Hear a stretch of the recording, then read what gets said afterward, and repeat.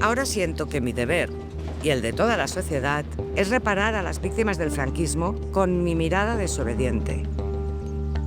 Soy Ana Velasco, nieta del falangista Luis Velasco Moreno.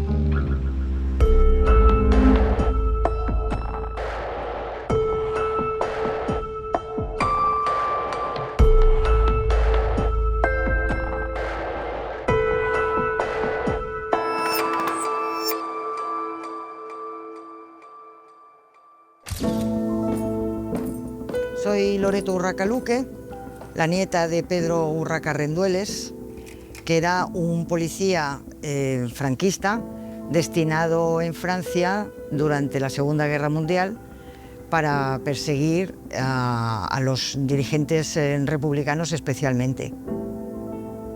Es el mejor ejemplo de la triple colaboración entre las policías fascistas. Pedro Urraca colabora muy estrechamente con la Gestapo, que es quien realmente hace las detenciones, porque no eran ni extradiciones ni nada, era simplemente les detienen y los transfieren a España, y desgraciadamente muchos de ellos terminaron siendo fusilados por los franquistas. Son muchas personas las que están, digamos, en la lista de las víctimas directas de Pedro Urraca.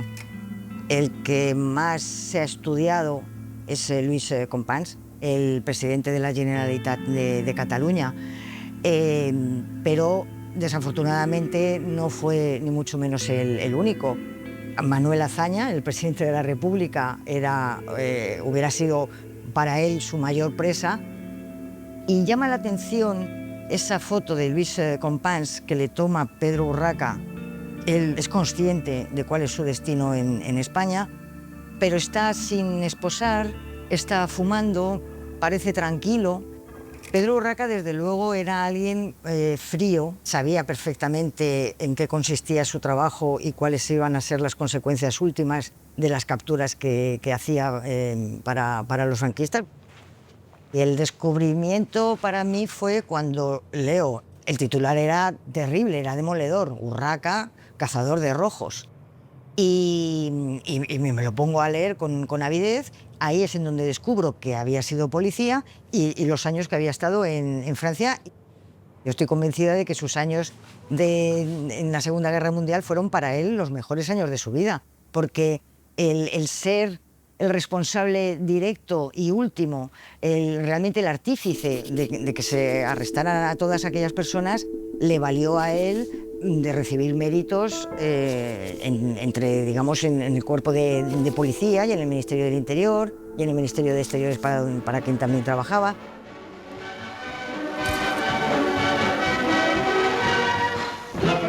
Se ve que su tren de vida era bueno, y yo creo que eso era precisamente lo que él buscaba: conseguir vivir muy bien, sin importarle para nada cómo vivía la gente a su alrededor, y estar siempre un poco por encima de todo, como quedando en retaguardia, que no se note, que no se sepa mucho de mí. Es decir, vivía realmente bien, y yo creo que era su auténtico objetivo. Entonces, una persona que es capaz de no tener ni la más mínima empatía por la gente que está a su alrededor, pues te dice mucho del personaje, ¿no?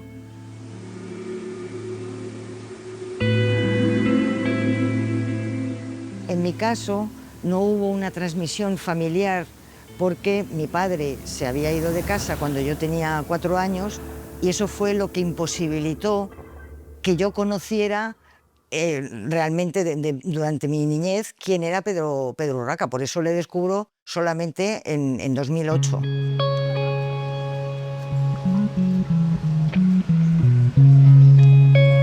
Yo estaba viendo televisión un día y vi un reportaje sobre Urraca, y al final Loreto Urraca explicaba cómo había conocido ya lo de sus abuelos, entonces explicaba lo de las historias desobedientes y tal, y vi que ponía algo en Instagram, y entonces entré, lo miré y me interesé y dije: ostras, pues esta gente justamente está haciendo lo que yo debería hacer.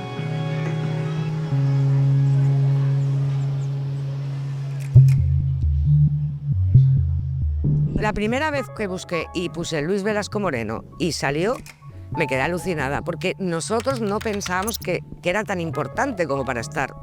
Pensábamos que era uno más de los muchos golpistas del 36, pero no pensábamos que hubiera tenido tanta importancia como para que saliera no una, sino varias reseñas en internet con su nombre, ¿no?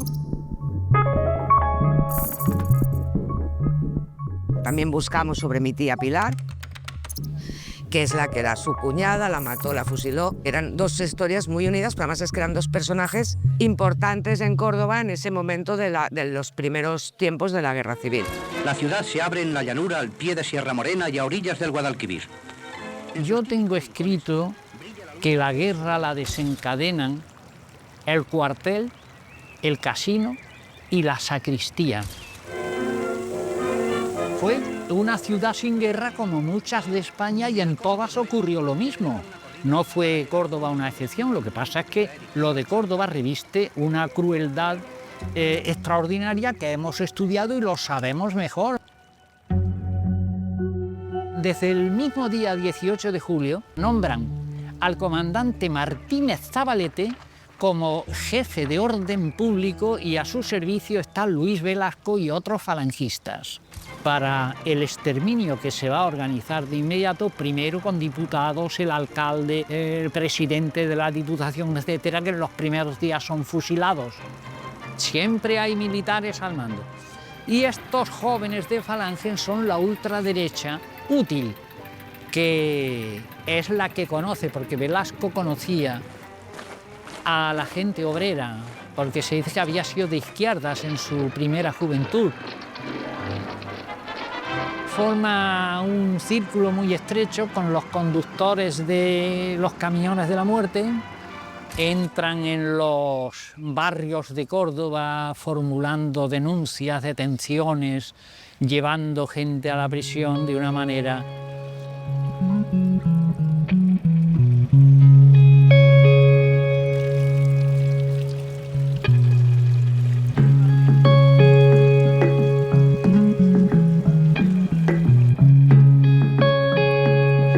Siempre habla de la Plaza del Potro. La casa, según me comentó aquella señora mayor que le explicaba antes, ella me dijo por aquí, pero claro, yo ya no me acuerdo de qué número era. Pero era una de estas seguro. 8 o 9 de la Plaza del Potro. Sí, sí.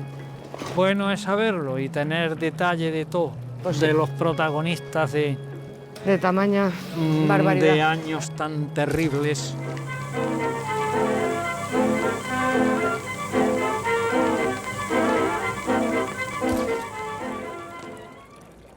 Yo como historiador de Córdoba quiero darte la bienvenida a la ciudad.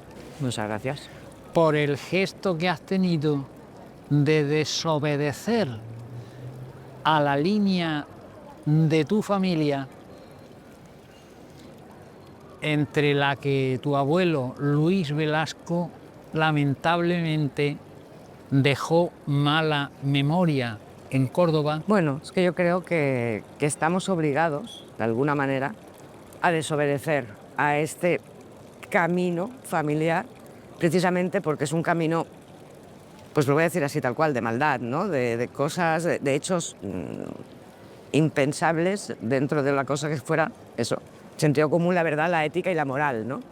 La hazaña contra la gente de izquierdas, contra el socialista, fue tan neurótica que Luis Velasco hizo fusilar a su propia cuñada, tu tía, Pilar Barrena. Una ley de memoria democrática como la que tenemos hoy en día, que está muy bien que involucre al Estado en la exhumación de las víctimas, pero también estaría muy bien que planteara que las víctimas, para ser víctimas, tienen verdugos. Si quieres hablar de profundización democrática, por Dios, háblame algo así, háblame de las víctimas y háblame de los victimarios. Es que parece a veces que las víctimas han nacido por partogénesis. O sea, parece que, bueno, estos, ¿por qué son víctimas? Murieron, se murieron, fueron asesinados, ¿pero por quién?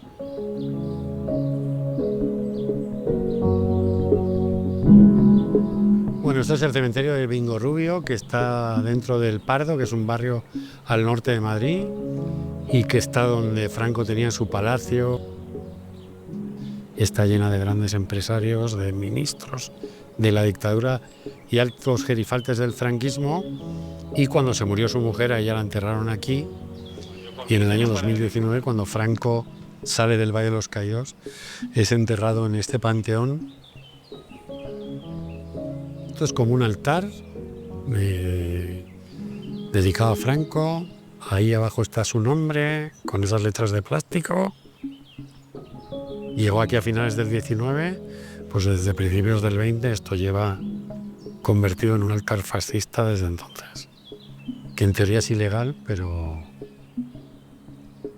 Y yo suelo ir con grupos de estudiantes, periodistas, doctorandos extranjeros, hago una especie de ruta, voy al Valle de los Caídos y luego vengo aquí para enseñarles dónde está enterrado Franco y qué lo rodea, ¿no? Porque aquí hay nazis, hay algún fascista de algún país del este, está el dictador dominicano Leónidas Trujillo.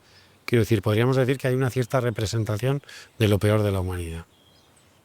Bueno, y en esta tumba está el excelentísimo señor don Carlos Arias Navarro, que fue presidente del gobierno, alcalde de Madrid, y es el que anunció a España entre sollozos que Franco había muerto. Al lado está otro ministro de la dictadura, Demetrio Carceller.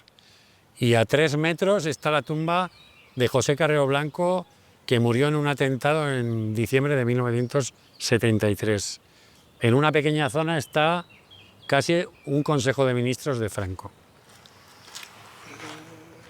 Lo que no ha habido en muchos años de democracia, digamos, son disidencias, ¿no? Gente que haya salido a expresar que rechaza pues, que sus abuelos o sus bisabuelos hubieran sido jefes de falange o hubieran tenido un puesto relevante en una dictadura que ganó el poder mediante el uso de la violencia. Y es un tema que a mí me había interesado siempre, porque aquí he conocido algunas excepciones, digamos, de algunas familias donde los descendientes hablaban claramente que eran descendientes de franquistas y lo que pensaban de la dictadura.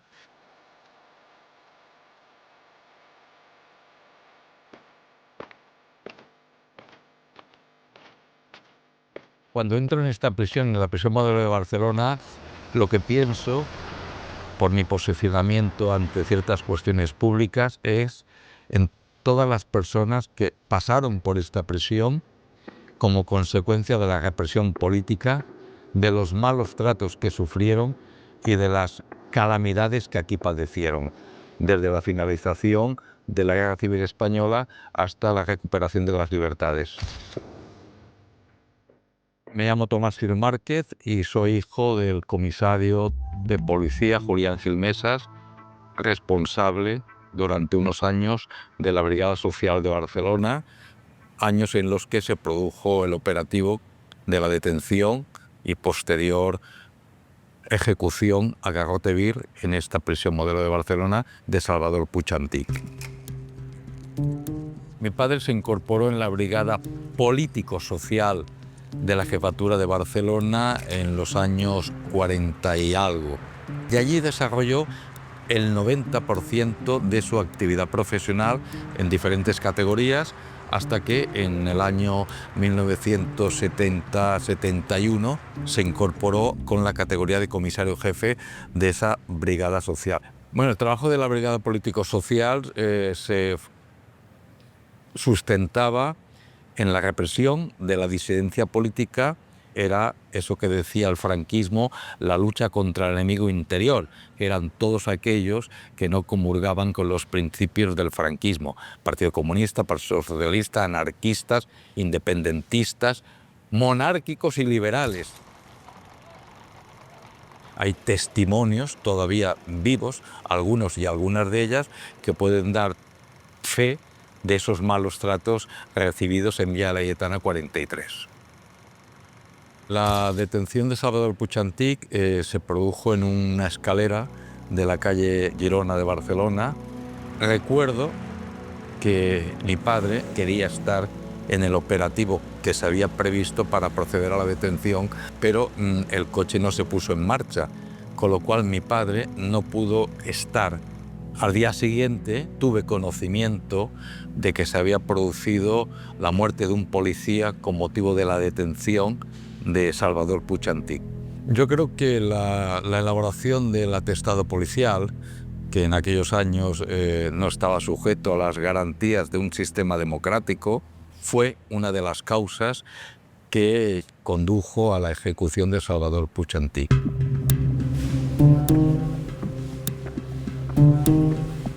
Esta es la sala, la conocida sala de paquetería, ese es su nombre, en donde se produjo la ejecución a través del garrote vil de aquella sentencia que condenó a muerte a Salvador Puig Antich. Fue el 2 de marzo de 1974, un triste sábado.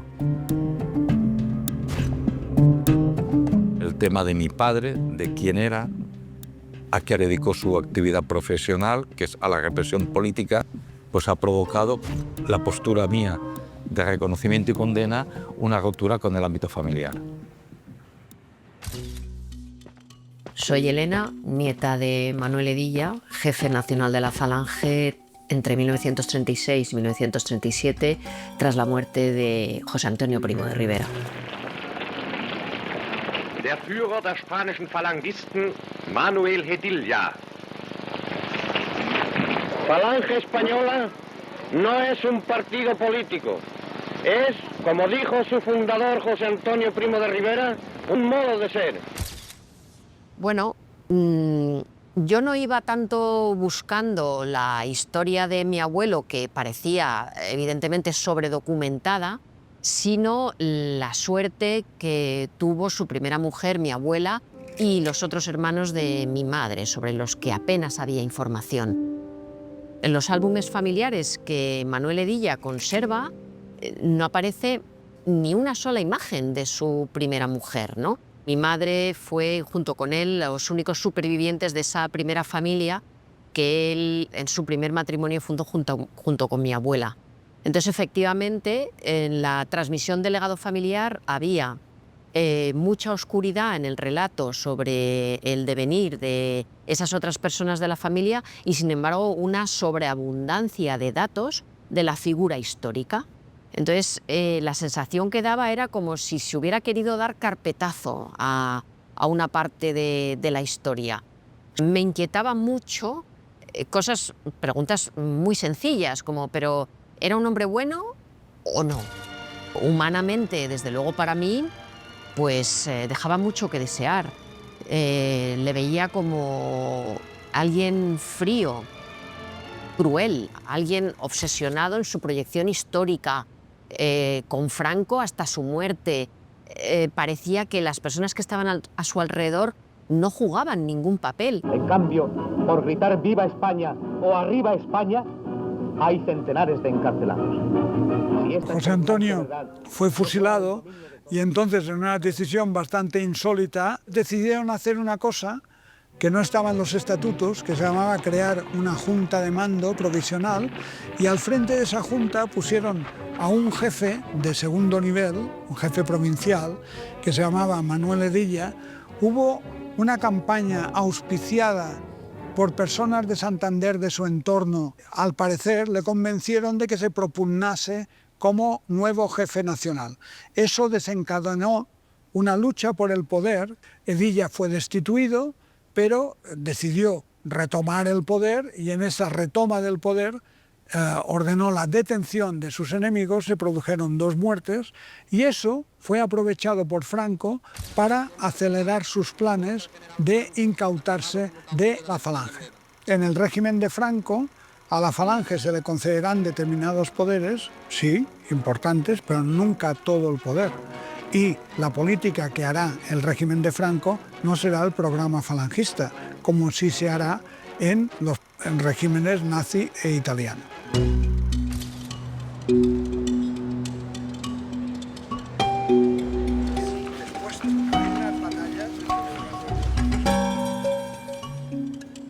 Para mí el libro de Joan María Tomàs fue, por fin, encontrar un historiador de verdad, alguien con una trayectoria reconocida, un miembro de la Real Academia. Desde mi punto de vista, alguien ajeno a todas esas pasiones interesadas, con quien contrastar y con quién comunicarme estos hallazgos a partir de ese momento, ¿no?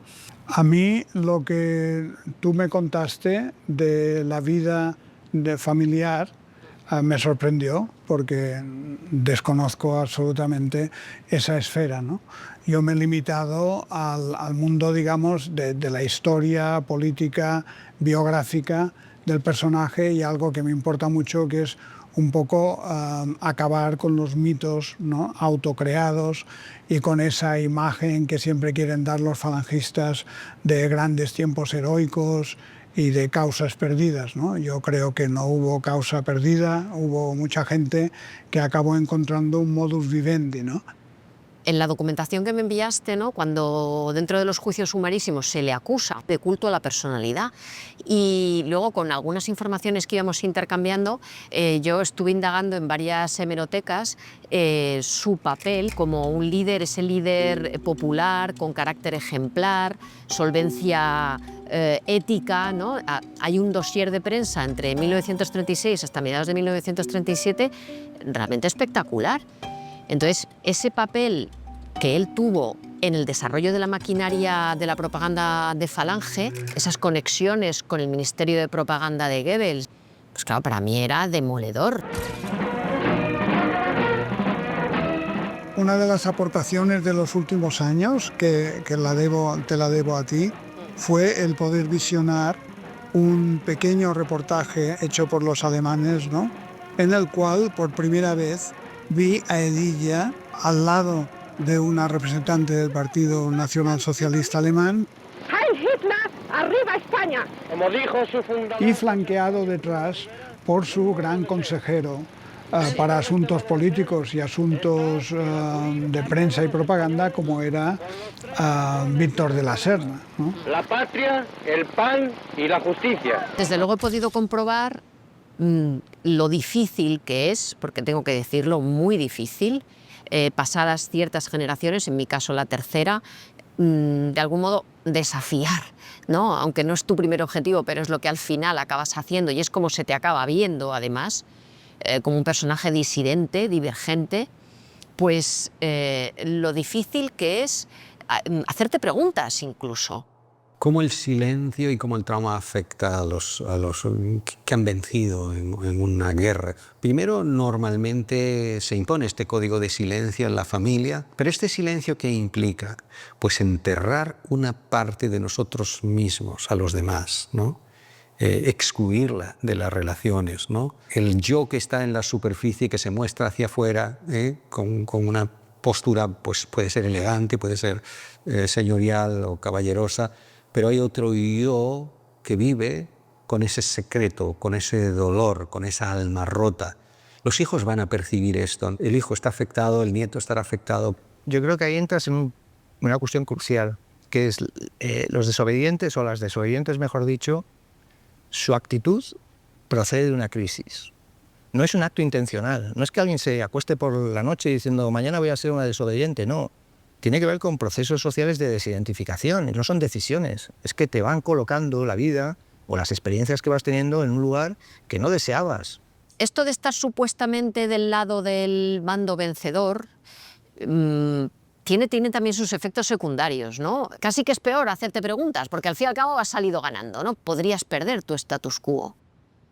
Efectivamente, puedes pensar que eso va a ser así, pero son status quos que compensan, o sea, las personas que pertenecen a las familias de los victimarios, ¿sobre qué estás asentando tu vida adulta? ¿No? Estas preguntas, ¿a alguien le interesa hacérselas? Bueno, a la vista está que no, ¿no? Y por eso hay tan pocos casos, yo creo.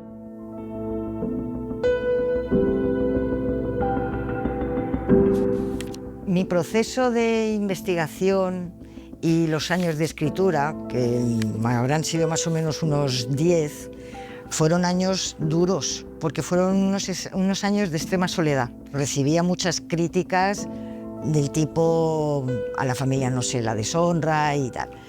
Y a mí todo aquello me convencía más.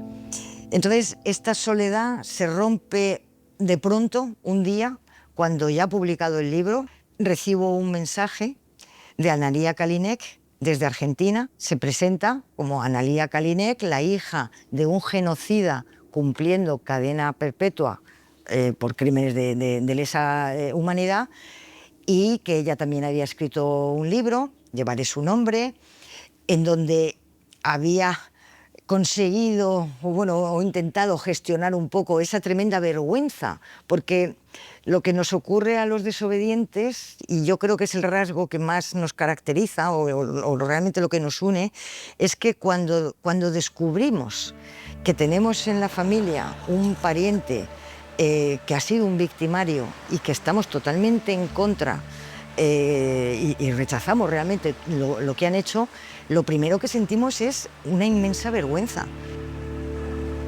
Yo creo que a lo primero que desobedecemos es a esa tradición judeocristiana de que los hijos heredarán la culpa de los padres. Nos rebelamos contra eso. Soy Analía Kalinek, hija de Eduardo Emilio Kalinek, condenado a cadena perpetua por crímenes de lesa humanidad en Argentina. Y que lo disolvieron el cuerpo y pasó a la Guardia Civil. Estaba en Zamora. A partir de ahí he sido un hijo de los vencedores. He vivido con unos privilegios que no tenía otra gente. Y tuve todo lo que quería, porque además soy hijo único, y no he tenido conciencia del conflicto social que existe, incluso de lo que era la democracia, porque aquí la democracia era lo más horrendo según la propaganda franquista, y de repente un tal Juan Manuel Serrat le pone música a los versos de Machado. Murió el poeta lejos del hogar, recubre el polvo de un país vecino, al alejarse le vieron volar, un caminar en que no hay camino, se hace camino a la nada, golpe a golpe. Y ahí empiezo yo a darme cuenta de que había otros valores que yo no había vivido. Y durante todo este tiempo al que me estoy refiriendo, mi padre y yo no hablábamos de política nunca. Y después, ya hace pocos años, soy muy amigo de Paco Espinosa, que es un historiador andaluz y de Gómez, y recuerdo que les llamé, dice, oye, mira, habéis escrito mucho sobre la represión de los maquis en Andalucía y en Córdoba concretamente. Yo querría saber si mi padre tuvo alguna actitud que así como... Y bueno, pues, como buenos amigos lo buscaron y dicen, mira, sinceramente no hemos encontrado nada que pueda serle atribuido a tu padre, salvo subir a la sierra, como era lo que se ordenaba, a luchar contra o enfrentarse a los maquis. Y se le hubieran dicho, bueno, pues sí, hemos constatado que tuvo actuaciones pues reprobables. ¿Usted qué hubiera pensado? Hombre, eso me habría hecho meditar y hubiera tenido que ponderar lo que sí se podría reprochar era cualquier acto, como por supuesto, de torturas o violaciones de derechos humanos. Y eso no apareció por ningún lado. Y en el caso de que hubiera aparecido, desde luego, pues hubiera tenido que reflexionar sobre eso.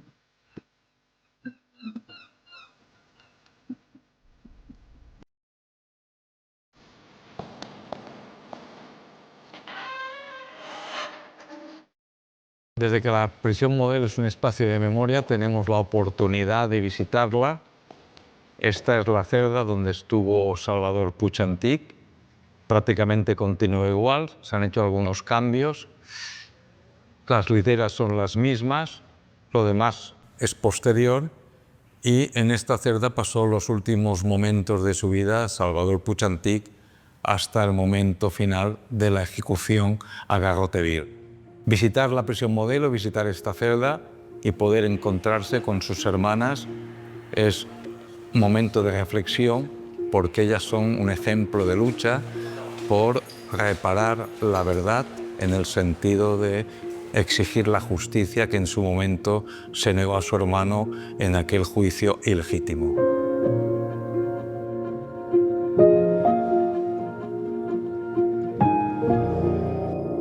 A ver, Tomás, ¿qué sensación te dio cuando te preguntaron si querías conocer a las hermanas de Salvador? Bien, voy a hacer una reflexión sincera. Es un momento importante para mí estar con vosotras otra vez. Yo quise estar con vosotras. Yo no te conocía y cuando me dijeron, es el hijo del policía, que dije, uy, esto vamos mal. Pero luego cuando te conocí digo, vale. Era una cuestión que consideré hace ya tiempo, que el dirigirme a vosotras y pedir perdón por aquellos lamentables hechos en los que mi padre tuvo una participación activa en el desenlace final, creo que era mi obligación dirigirme a vosotras y decir lo que yo sentía como ser humano, para sentirme tranquilo con el hacer lo que creo que hay que hacer. Cada uno es libre, hay otros que deciden no hacer nada. Y también os agradezco vuestra forma de encajar ese hecho, ¿no? Siendo yo quien soy. Y eso, pues, doy gracias. Sí, pero aquí también hay otra cosa. Evidentemente que lo agradecemos, bueno, sin palabras, ¿no? Por poco que se haga, ya es un paso adelante. Pero,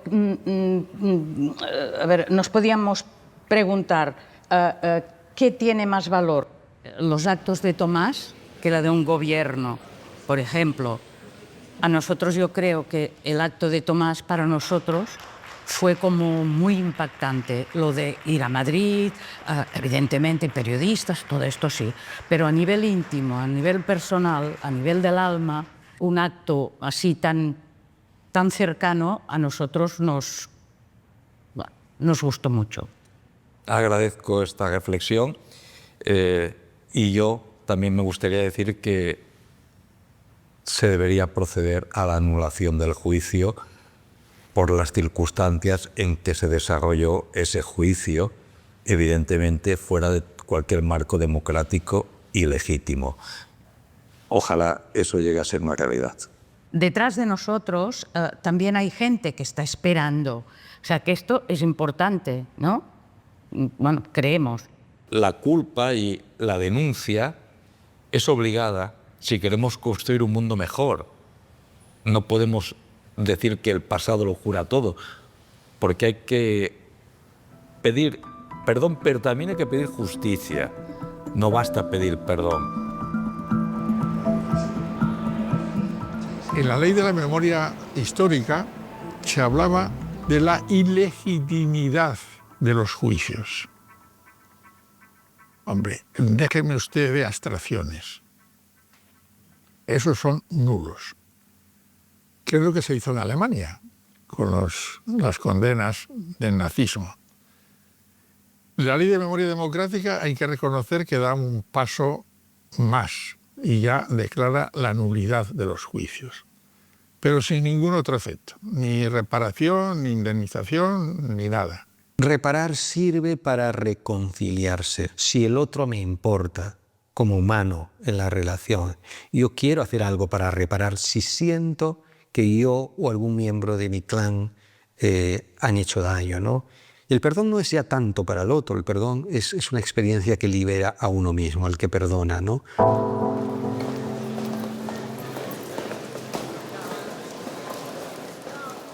La impunidad que ha existido históricamente en España tiene muchos orígenes, entre ellos el propio relato. Si yo tengo un relato redentor donde considero que el español se ha redimido en la Constitución del 78 y en la entrada de España en la Unión Europea en el año 86, pues ya está todo cerrado. ¿Para qué voy a mirar al pasado?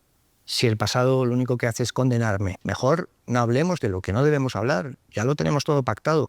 No vaya a ser que despertemos al espectro del cainita que llevamos todos dentro. Se nos recuerda cada 2 por 3. Hasta el día de hoy, los ejecutores de la represión se han paseado tranquilamente, nadie se ha atrevido a decir nada, incluso en los pueblos, porque yo los he visto.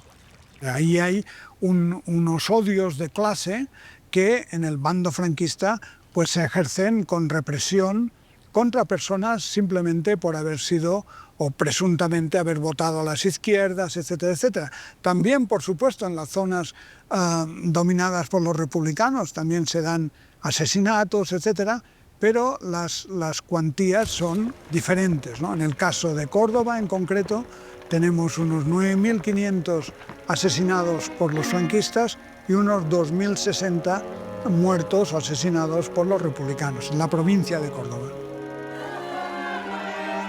Sencillamente la gente sabía que estaban en las fosas del cementerio de la Salud y en el cementerio de San Rafael. La gente sabía que ahí es donde se abrieron las grandes fosas, que las iban tapando, iban llenando, y así todos los días. Entonces ya al principio se ponían los nombres, llega un momento en que ya no ponen el nombre, los echan a la fosa. Entonces esta conciencia de los desaparecidos, entonces no estaba. Las familias sabían dónde estaban las fosas y que estaban allí. Bueno, en conjunto sabemos que durante la guerra en la zona republicana se mató por cuestiones políticas a unas 50.000 personas y que en la zona franquista se mató a unas 140-150.000. Eso tiene que ver con que, entre otras cosas, en que el bando franquista fue el que fue ganando la guerra y fue adquiriendo cada vez más territorio. Y cada vez que entraban en un territorio ejercían una represión. La impunidad ha sido siempre, en realidad hasta hoy. No ha habido responsabilidades de las que dar cuenta por nadie ejecutor de la represión. No ha habido esa necesidad ni ese propósito. En realidad ha habido miedo. Hoy es cuando ha aparecido esta indignación, esta preocupación por la desaparición de tantas personas sin nombre, sin historia, sin memoria. El grito de rebeldía final ha sido esto.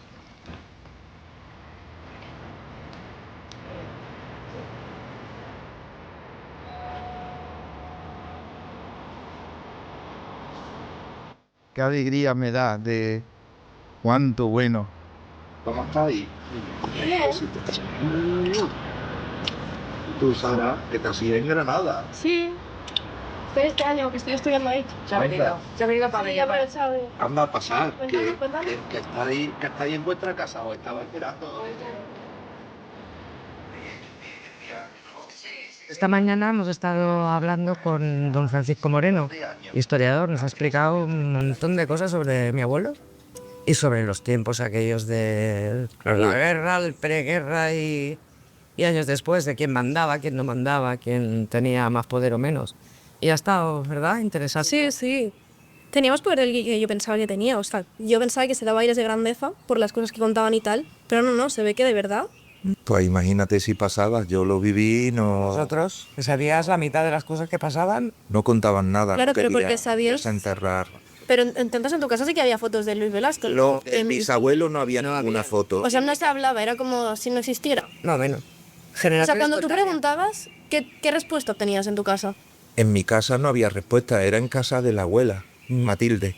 Entonces yo hablaba mucho con las titas. ¿Y ellas sí que te contaban cosas? Pues me contaban cosas, les costaba mucho abrir el pico, pero algunas cosas me contaban y yo me las cogía y me las quedaba. Yo tengo un recuerdo que una de las primeras veces que volvimos para Córdoba, de la pequeña, y mis padres, y supongo que tu padre y el Tito Paco y no sé cuántos se marcharon.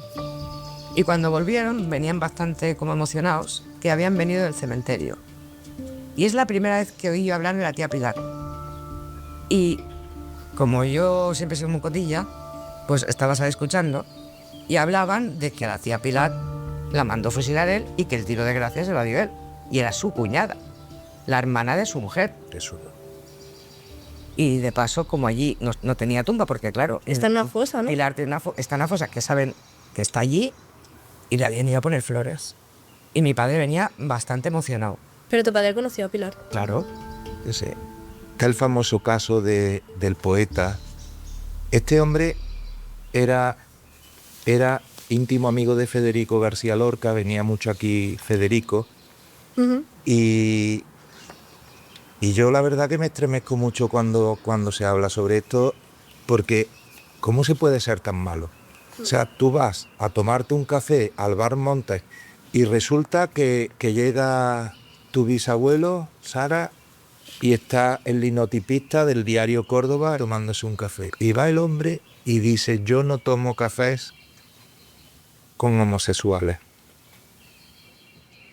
Se marcha. Ni rojos, dijo, por homosexuales ni rojos. Sí, pero... Evidentemente no usó la palabra homosexual. No uso la palabra homosexuales. Podemos usarla claramente, dijo, yo no tomo café con maricones. Con maricones y rojos. Y cogió y se marchó. Y al día siguiente, a la misma hora, ya sabía que aquel hombre iba a tomar café allí por las mañanas y llegó con el coche del amanecer y se lo llevaron y lo mataron. Porque Paquito, ¿tú qué opinas de esto que hace mi madre? De como desobedecer este legado familiar de callar y no contar esta parte como oscura. La historia no se puede sesgar bajo ningún concepto. Bajo ningún concepto. Somos los que somos y estamos donde estamos. Y lo que ha pasado. Y ha ocurrido. O sea, no se debería acabar. Pero tú estás de acuerdo con que esto se exponga. Yo sí que estoy de acuerdo. ¿Pero crees que nuestra familia lo hubiera estado? No, mi padre se hubiera enfadado mucho. No. Sí. La generación anterior, no, ni muertos, vamos. La manera de demostrarle a mi abuelo que no ha ganado es haciendo esto. Para mí es imprescindible. O sea, es una cosa que si estuviera en el otro lado, querría que pasara. Y además es que creo que debería pasar a mucha más escala y tendríamos que ser muchos más. Bueno, y también demostrar que pese a ser los descendientes de los ganadores de la guerra, no estamos de acuerdo con lo que pasó, ni con cómo fueron las cosas.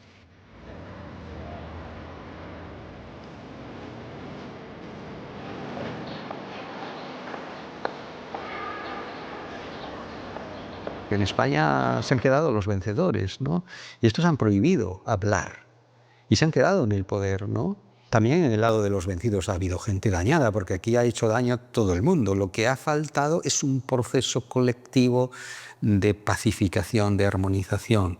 Y yo creo que esto lo estamos viviendo en España todavía con esta división de las dos Españas, que viene de mucho más atrás. En España, además de la ley de amnistía del 77, además de esto, y el derecho al honor, que también está en vigor, tenemos una cuestión que tiene que ver con la inexistencia de comisiones de investigación. Si no hay juicio de victimarios, no hay publicidad de los victimarios. Por lo tanto, no va a haber nunca censos de victimarios, si es que alguna vez se pensará en tenerlos. Este país tiene un problema muy severo con su pasado reciente, muy severo. Y no le damos solución, no acabamos de llegar. Los llamados congresistas o procuradores en cortes del franquismo no es que se hicieran el harakiri. Pasaron a una vida mejor y dicen, bueno, vamos a hacer una amnistía, aquí no se toca a nadie, nosotros vamos a seguir con nuestros negocios, vamos a vivir, ninguno ha sido represado, muchos se han hecho millonarios, hay que anular la ley de amnistía, porque es incompatible con el derecho internacional de los derechos humanos. Y así lo sostiene el relator especial de Naciones Unidas. España ha firmado el Pacto de Derechos Civiles, luego tiene que someterse a lo que dice. El relator lo ha pedido 2 o 3 veces, pero aquí nadie se atreve.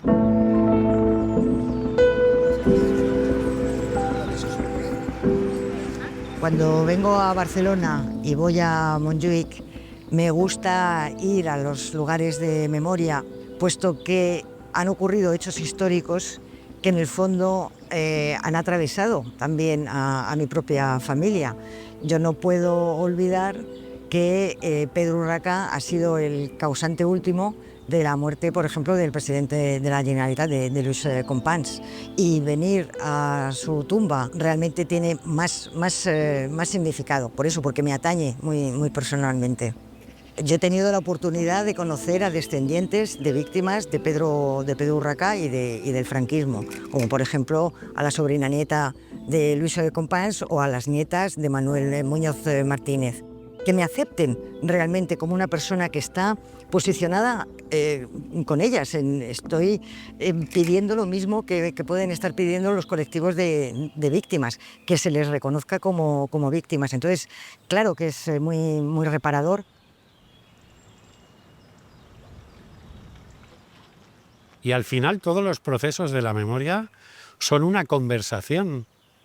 Y lo que podemos hacer en esa conversación, y cuantos más interlocutores haya mejor, es cambiar el significado del pasado, ¿no? Y en el Estado español muchas veces, por ignorancia, por esconderlo de los libros de texto, se ha permitido una cierta inercia, ¿no?, que considera que la dictadura no fue tan mala. Cuando alguien que viene, digamos, de una dinastía franquista rompe con ese discurso para denunciar que fue una atrocidad lo que cometió la dictadura franquista, está incorporando a esa conversación algo muy importante, ¿no? Y es que está ratificando el significado que tuvo ese pasado para las víctimas.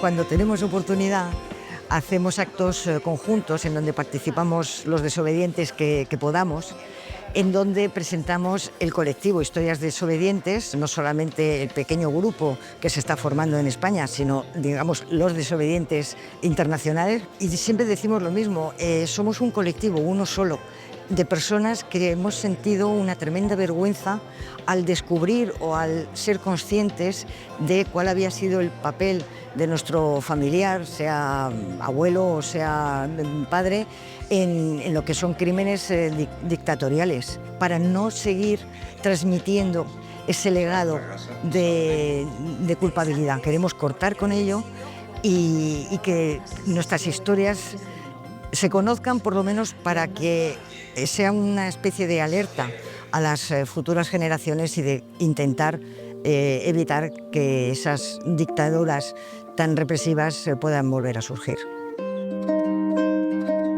Me parece que tenemos que mirarnos más a los ojos, que abrazarnos más y también conocer nuestra historia, ¿no? Nuestra historia personal, nuestra historia familiar, y entrelazar eso a la historia de un país, ¿no? Que me parece que así se construye la memoria colectiva y un futuro también más solidario.